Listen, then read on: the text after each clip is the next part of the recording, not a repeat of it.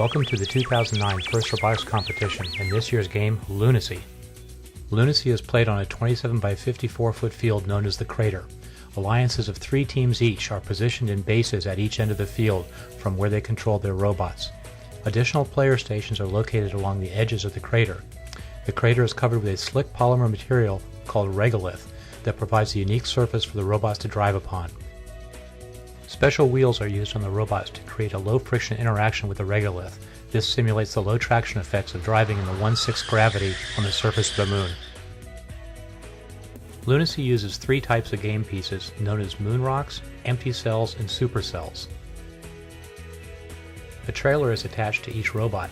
The trailers are the targets for the opposing alliance. The objective of the game is to get as many moon rocks and supercells into the opposing trailers as possible.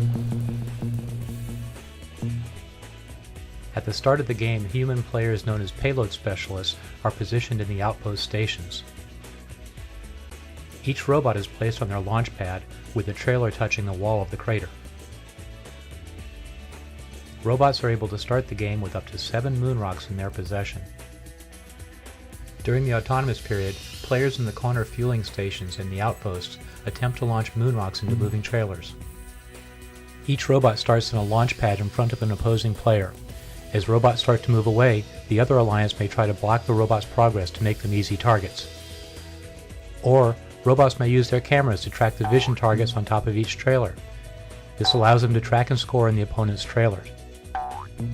At the end of the autonomous period, human pilots step forward to take the controls.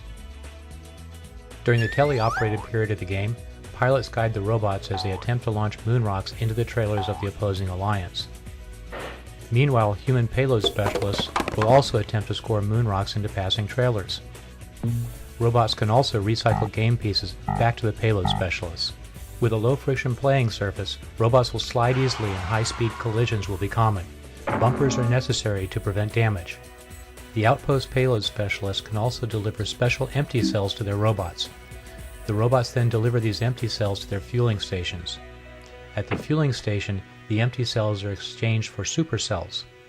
During the last 20 seconds of the match, humans or robots can score bonus points by getting supercells into opposing trailers. Each scored moon rock or empty cell is worth 2 points, and each supercell is worth 15 points in the game. Good luck, and we'll see you at the competitions.